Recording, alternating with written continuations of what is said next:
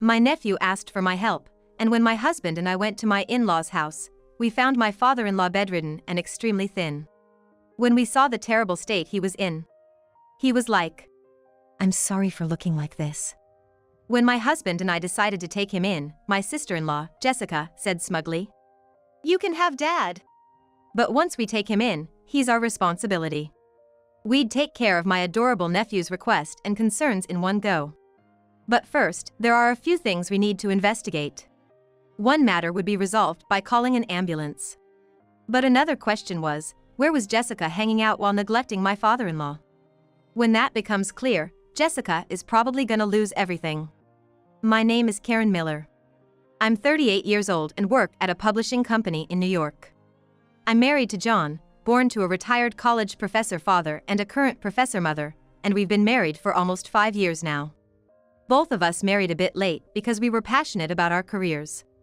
My publishing job, and his job as an engineer at an electronics company, kept us so busy and fulfilled that marriage wasn't on our minds. But after turning 30, each parent started suggesting us to find a partner, and we got to know through a mutual friend. Luckily, John and I hit it off and got hitched quickly. Both of us were rarely home, and we were thorough about cleaning when we realized each other's days off. People would joke, saying our relationship seemed more like roommates, but we managed to get along well with each other's families and had a good time. We haven't had kids, but neither of us was particularly eager to. We're content thinking we'll just enjoy our retirement years together as best pals. The in-laws never pestered us about having kids. Especially my mother-in-law, being a working woman herself, understood the challenges of juggling work and family, and never pressured me. Then one night, as I was thinking about pulling another all-nighter at work, my phone buzzed. It was a call from my nephew, Tim. What on earth happened? Hello? Oh, thank goodness, Auntie. From the urgency in Tim's voice, I could tell something was wrong. What's going on? It's rare for you to call at this hour, Tim. Yeah, I know you're working, Auntie. But please, can you help Grandpa? Speaking of his grandfather, he's my father-in-law. What happened to Grandpa? Tim paused for a moment. Then, with a frustrated tone, Mom's being awful. She's out having fun and not taking care of Grandpa who's injured. Wanting to get the full story, I asked Tim to meet me at a nearby diner, figuring we could talk over dinner. Over here, over here. Waving enthusiastically, Tim called me over. He had already started eating, probably starving. I quickly chose something from the menu, and while watching him eat voraciously, I immediately asked about the phone call. Sorry, I was really hungry. Haven't been eating well lately. Wait, Tim, aren't you commuting from home to college? Yes, Tim is in his senior year of college. He's got a job lined up after graduation, but he's busy with his thesis and studying for exams. Yeah, but I don't want to waste time commuting, so I've been staying at school a lot. Just go home to change clothes sometimes. That sounds tough.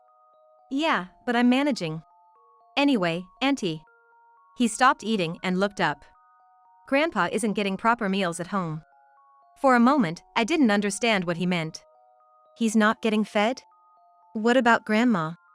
You didn't know that? She's currently overseas for a conference, and she's also traveling with some research acquaintances over there. She'll be gone for about 2 months, so another month before she's back. I wasn't aware of that. My mother-in-law, a current university professor, often travels for conferences. So, just because it was abroad that time, it wasn't something she would necessarily inform us about. We'll be fine. We have Jessica. My mother-in-law said nonchalantly. Jessica is Tim's mother. She's my sister-in-law. She's John's sister. My husband John always knew what he wanted to do since his middle school and high school days, so he went to college for it and is now working hard in his career. However, Jessica didn't seem to take after her parents. She wasn't dumb, but she didn't really like studying. So, she got married right after finishing school. The one was one of her father's students and was then a promising young executive at a renowned company. Thinking it would be great to live with a teacher he respected, they decided to live with her parents. When their child was born, they named him Tim, taking inspiration from her father's name. My brother-in-law apparently wanted to use the same name as his father-in-law, but Jessica firmly objected and chose a different one. Currently, my brother-in-law is in Alaska, working on a major project with international partners.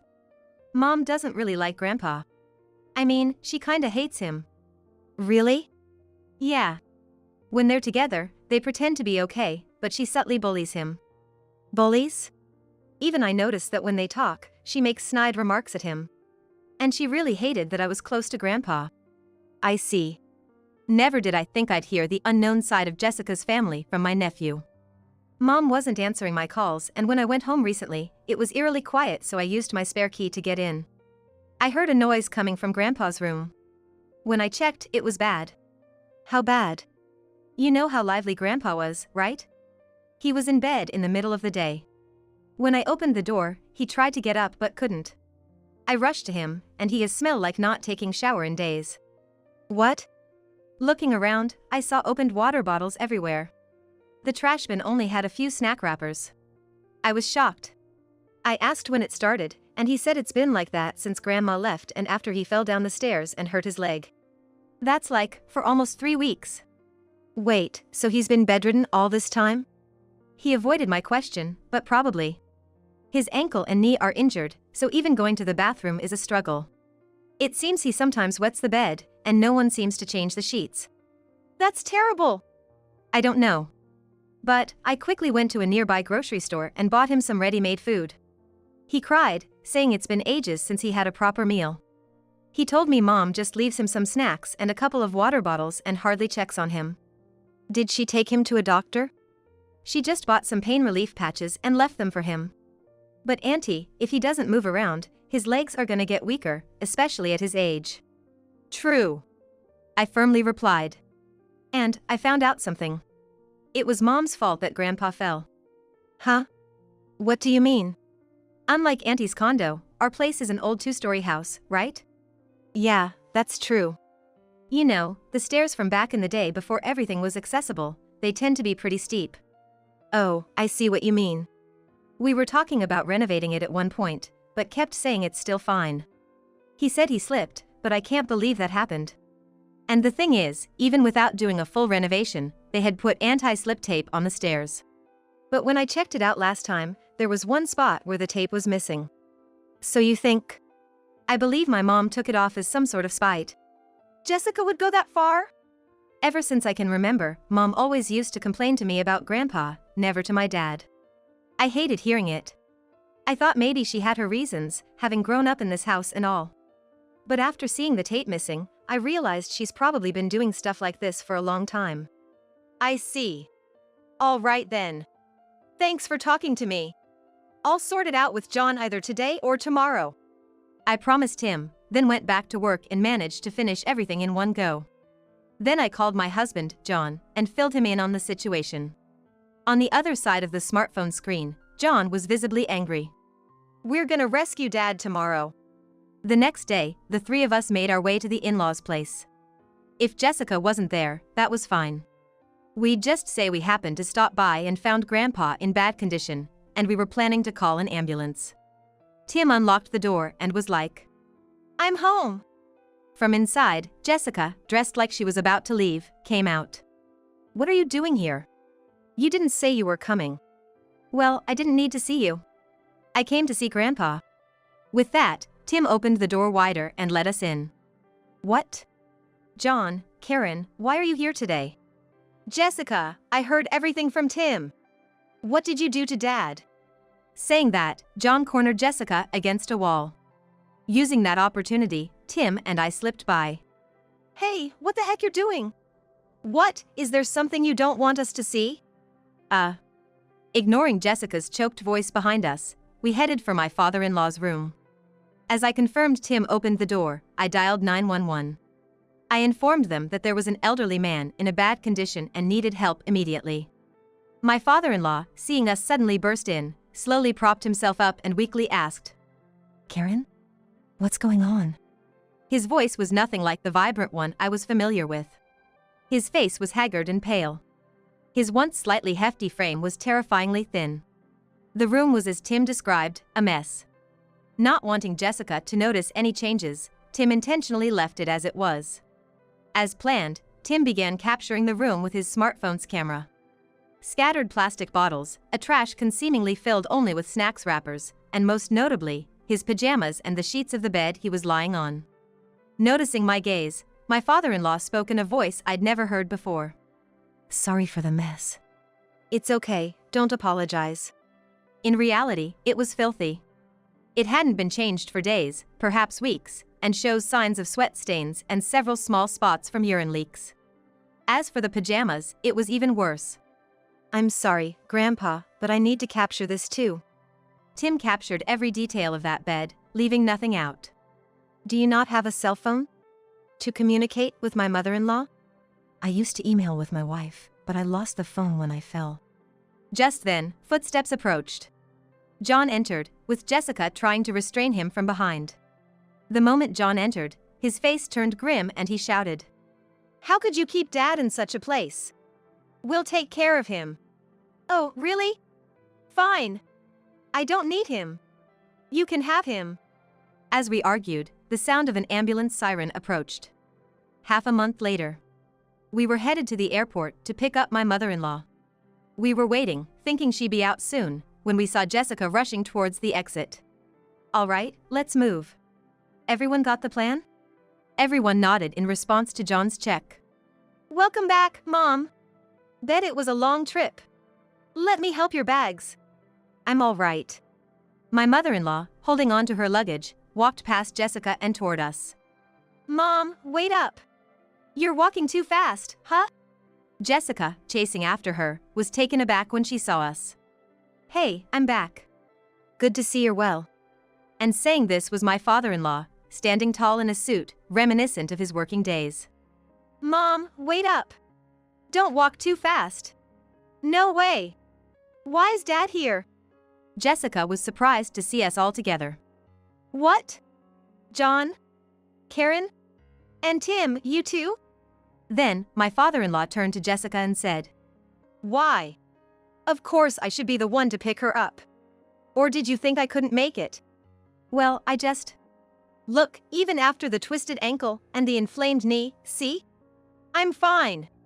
My father-in-law then made a running motion on the spot. "But, if it weren't for Tim notifying John and Karen at that time and getting me to the hospital, things could have been bad. They said even my blood condition was bad. I'm gonna steer clear of sweets for a while." He raised his hands in a dramatic gesture of surprise, reminiscent of his days as a college professor. "Oh, that's too bad. I wanted to go to a nice cafe with you for some coffee and cake." "You ruined even that pleasure. Jessica, I always told you to prepare your dad's meals properly when you're out, as a devoted housewife." Jessica shrank back, covering her head with her hands. After all, she was most afraid and at odds with her mother. Probably took advantage of my mother-in-law's absence to do as she pleased, even neglecting my father-in-law.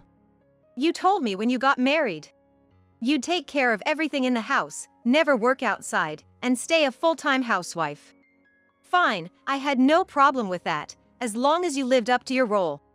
I even gave you an allowance equivalent to what I'd pay a housekeeper. But it seems that role wasn't for you." But even housekeepers need a break. You wouldn't understand since you're always out doing whatever you want." "Oh? And what do you mean by a break?" "Wait, why are you here?" Suddenly entering the conversation was my brother-in-law. No one expected him to be here since he was stationed alone in Alaska. I got a call from Tim and John, and I rushed back. "If you were gonna come back, you could have at least told me." "Really? You're the one saying that?" At that moment, John intervened with a calm and was like, "Hey guys, let's calm down. We shouldn't do this here. Let's all move." When everyone moved to an airport lounge, there was a woman waving from a corner of a large table. Beside the woman was a man, looked down and visibly shaking. And in front of them stood a person holding documents, clearly a lawyer. Jessica was visibly shaken upon seeing these three.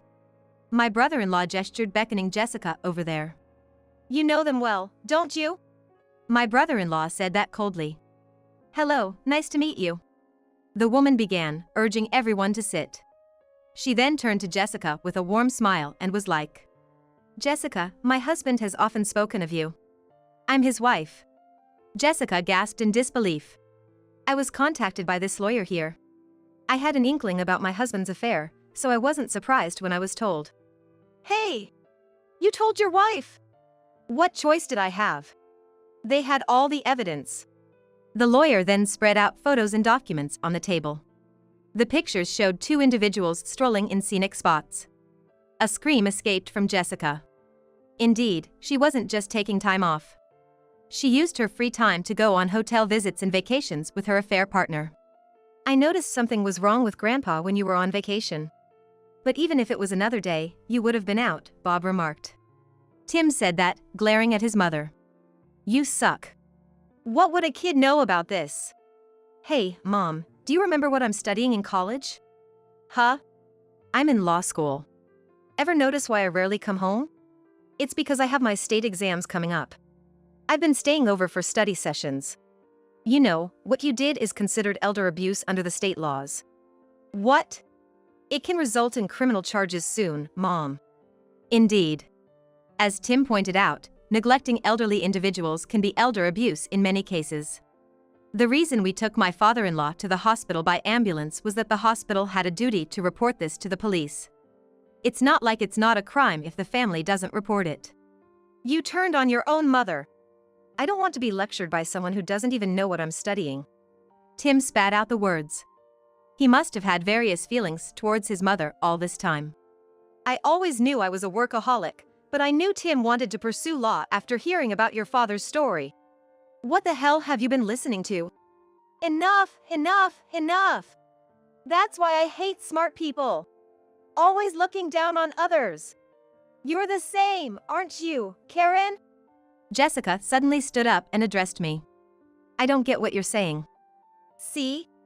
You probably think I only went to a community college. I always thought you were great at housework and kept your room tidy. I admired you as a homemaker. So what? To be honest, I never asked John or your parents about your background. Jessica looked stunned. To me, you're just John's sister. I always thought it was amazing how you had kids and raised them since I couldn't have any. You're lying! Why would I care about that stuff? But the way you treated your father, and on top of that, having an affair. I was really shocked. Upon hearing my words, Jessica's legs gave out, and she slumped into a chair. Jessica, we're getting divorced. It's over. My brother-in-law's voice echoed heavily in the room. I get it. So I'm heading home today. No, you can't go back there anymore. My mother-in-law casually told Jessica that.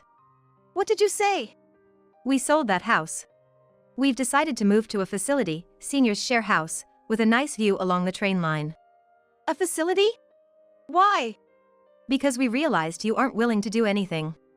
If you can't even fulfill your duties as a housewife and keep partying and causing inconvenience to others, then you're not our daughter anymore. Remember when you said you wanted someone educated, with a good salary, and tall? I even suggested someone from my students.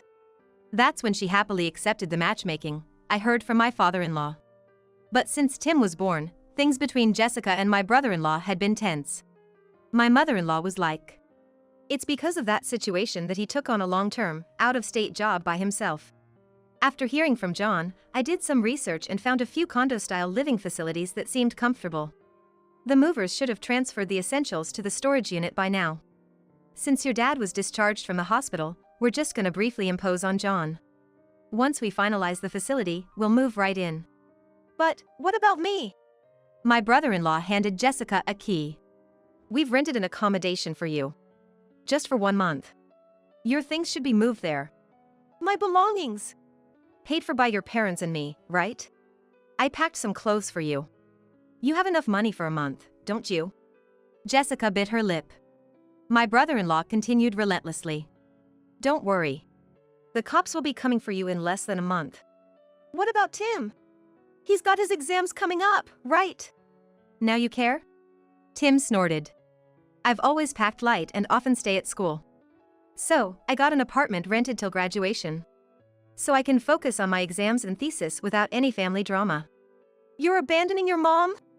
Too late for that. And there's still someone who needs you, Mom? Tim turned to the wife of Jessica's affair. Well, we better get going. You two should have a good talk with her. The affair's wife smiled at us and said thank you. You shouldn't have been such a failure of a daughter. No matter how much we tried to tell you, you just never got over your lazy habits. With that, my father-in-law gestured to everyone that it was time to go. Not long after, my mother-in-law received a call informing her that Jessica had been reported. The photos we had taken and the scene of my father-in-law being rushed to the ER were the damning evidence. It was considered as a crime. Turns out her affair was with a man she met on a dating app, and they had no other connection. The affair's wife asked getting divorced with him, and they're in process of division of property. My brother-in-law also got divorced with Jessica. It seemed it caused quite a ruckus at the affair's workplace. Once Jessica got divorced, she promised to change herself, but we couldn't believe that. Tim, already an adult, refused to ever see her again. Tim was like, "She never really cared about me from the beginning." After a while, we visited the new condo-style facility where my in-laws were staying. With the sale of their house and property fetching a good price, this condo had more than enough space for the two of them. It was located a straight shot from my mother-in-law's workplace. A spacious living and dining area and a kitchen for light cooking. But this place also had a dining hall that prepared nutritious meals. "I think I'll take my meals here every day," my father-in-law declared. "Oh, I don't want to cook breakfast either, so I'll join you." My mother-in-law, still working full-time, probably doesn't want to bother with breakfast. On a higher floor, there's a communal pool with a great view. My father-in-law, always fond of large pools, was thrilled. Tim opened a door to another room, shouting in excitement.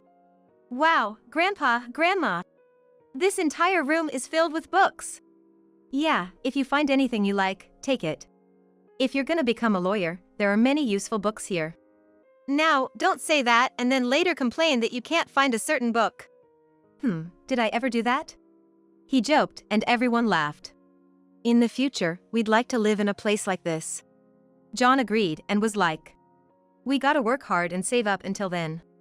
Speaking of work, with all this commotion, I've really piled it up. We laughed. We all imagined how often we'd gather here in the future. It was a comforting thought.